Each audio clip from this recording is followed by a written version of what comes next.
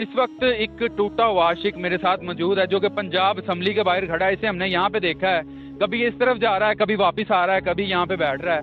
तो हमने इस भाई से पूछा कि यार शायद इसे कोई मसला हो, कोई मसाइल हो, इसकी कोई चीज़ गुम हो गई हो, कोई इसका वॉलेट गुम हो गया या मोबाइल गुम हो गया है। तो जब इस भाई से पूछा गया है, इसने एक और ही दास्तान बताई है।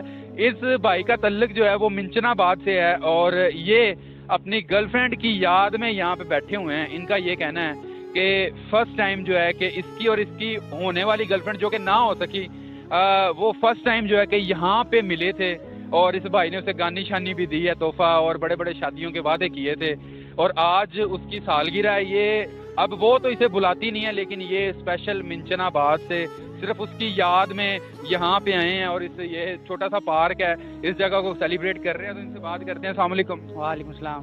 भाईजान की गल है, मिंचनाबाद तो लाहौर दा सफर? बस जी इतने काम करने वास्ते आया सी ते दोस्ती हो गई सी लड़की नाल। अच्छा। ते ओ दोस्ती होने दे विच उन्हां नूं मैं कुछ निशानियां दित्तियां सी। अच्छा। ते कुछ थोड़े दिनों बाद उन्हां ने निशानियां मैनूं वापस कर दित्तियां। नाज़रीन, इनका ये कहना है कि इसकी उम्र है 20 साल और जो लड़की है उसकी उम्र 30-32 साल है। और वापस क्यों देती निशानियां उन्होंने? बस वो कहती थी मुझे मिलने आया करो, मेरे से वो टाइम नहीं निकाला जाता था। अच्छा, यानी रोज मिलने आया करो। हाँ। अच्छा। मेरे से टाइम नहीं निकाला क्योंकि जॉब भी साथ साथ करनी पड़ती थी, क्योंकि फर्स्ट टाइम हम इधर मिले थे तो वो अब किसी और की होने जा रही है। बस यार रोना नहीं दा, रोना नहीं दा। ਇਹ ਤੇ ਹੁੰਦਾ ਰਹਿੰਦਾ ਜ਼ਿੰਦਗੀ ਦੇ ਵਿੱਚ। ਕਿਹੜੀਆਂ ਯਾਦਾਂ ਜਿਹੜੀਆਂ ਐਸੀਆਂ ਉਹਦੇ ਨਾਲ ਜੁੜੀਆਂ ਹੋਈਆਂ? ਬੜੀਆਂ ਅੱਛੀਆਂ ਅੱਛੀਆਂ ਯਾਦਾਂ ਜੁੜੀਆਂ ਹੋਈਆਂ ਨੇ। ਉਹ ਕੋਕ ਪਿਆਈ ਸੀ ਉਹਨੂੰ ਇੱਥੇ ਬਾਹਰ? ਬਹੁਤ ਕੁਝ ਪਿਆਇਆ ਸੀ। ਕਈ ਬੱਲੇ ਖਵਾਏ ਸੀ? ਹਾਂ। ਨਾਲ ਹਾਲ ਰੋੜੇ ਕੋ ਮੋਬਾਈਲ ਵਗੈਰਾ ਲੈ ਕੇ ਦਿੱਤਾ ਸੀ? ਨਹੀਂ ਨਹੀਂ ਲੈ ਕੇ ਦਿੱਤਾ। ਨਹੀਂ। ਅੱਛਾ। ਹੁਣ ਉਹ ਚਲੀ ਗਈ ਏ, ਉਹਦੀ ਤੂੰ ਯਾਦਾਂ ਨੂੰ ਇੱਥੇ ਫੀਲ ਕਰਨ ਆਇਆ ਹੈ ਤੇ ਕੀ ਫੀਲ ਕੀਤਾ ਇੱਥੇ ਆ ਕੇ ਦੁਬਾਰਾ? ਉਹਦੇ ਯਾਦਾਂ ਦੇ ਵਿੱਚ ਮੈਂ ਇੱਕ ਨਾ ਸ਼ਾਇਰੀ ਮਸਲਨ अपने आप ना शायरी तैयार कर रहा हूँ। यानी कि खुद तू शायरी, यानी वो छड़ के चली गई शायर बन गई या पहलों शायर थी? नहीं, शायर बन गया। जो छड़ के गई फिर शायर बन गई? हाँ। खैर, तो कोई शायरी जेडी तू उनदे वास्ते लिखी है साडे व्यूअर्स नु अगर तू सुनाना चाहे, अगर तू टेंशन ना लवे ते?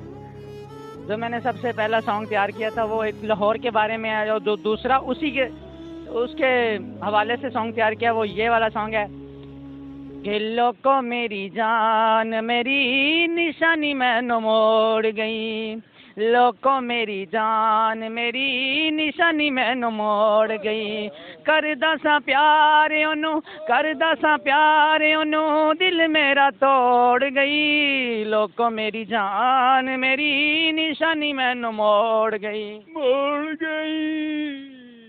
मैं ते अपनी जान दा इको ही सहारा सा, पूरे जग नालों ओनू मैं बस प्यारा सा, अमरुके वाली नहर च अमरुके वाली नहर च गानी मेरी रोड़ गई, लोको मेरी जान मेरी निशानी मैनू मोड़ गई। नाज़रीन, अमरुके वाली नहर विच गानी रोड़ गई है। अमरुके वाली नहर किथे आ? साडे पिंड विच। साडे पिंड च? हाँ जी। खैर खैर। अच्छा, ਤੇ ਇਹ ਤੁਸੀਂ ਸਾਰਾ ਆਪ ਲਿਖਿਆ ਹੈ ਉਹਨਾਂ ਦੀ ਯਾਦ ਦੇ ਵਿੱਚ? ਹਾਂਜੀ, मैं आप लिखा है। ते मेरे जिन्ने भी तकरीबन मैं 8-9 सॉन्ग तैयार कर चुका हूँ, वो मेरे अपने हैं। ਹੋਰ ਸੁਣਾਓ ਸਾਨੂੰ, ਹੋਰ ਤੁਸੀਂ ਉਹਦੀ ਯਾਦ 'ਚ ਕੀ ਲਿਖਿਆ ਹੈ?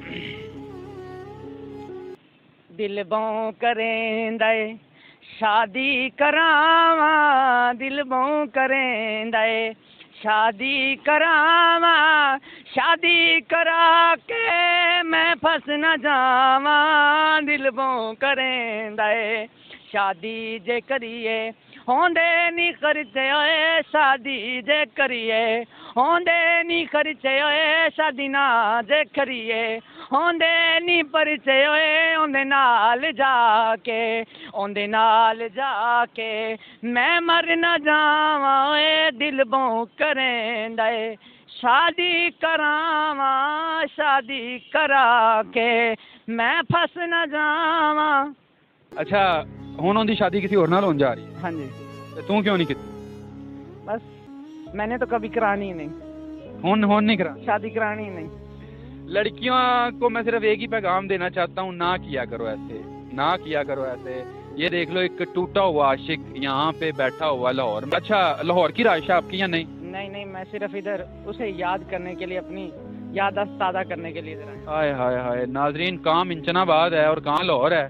सिर्फ अपनी यादों को ताज़ा करने के लिए ऐसे ऐसे आशिक भी मौजूद हैं। और कोई खाना शाना खिलाया कभी उसे, बर्गर शर्गर, कोई पिज़्ज़ा, कोई बोतल वगैरह? वो तो मैंने एक सॉन्ग तैयार किया था लाहौर के बारे में।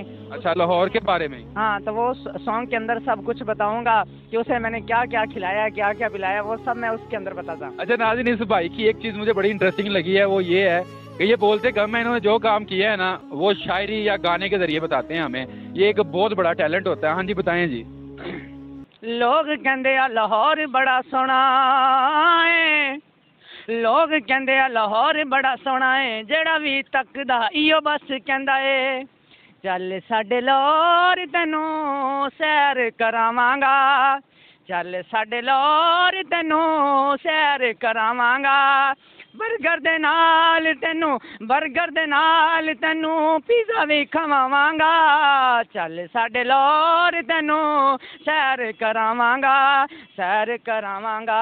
लाहौर विच रहमत दी रहिंदी सोहनी जाने, लाहौर विच रहमत दी रहिंदी सोहनी जाने, ओंदे उत्तू रहमत दी हर शै कुर्बान है, फराक ते लहंगा ओनू लाहौर पवावांगा, चल साडे लाहौर तैनू सैर करावांगा, सैर करावांगा।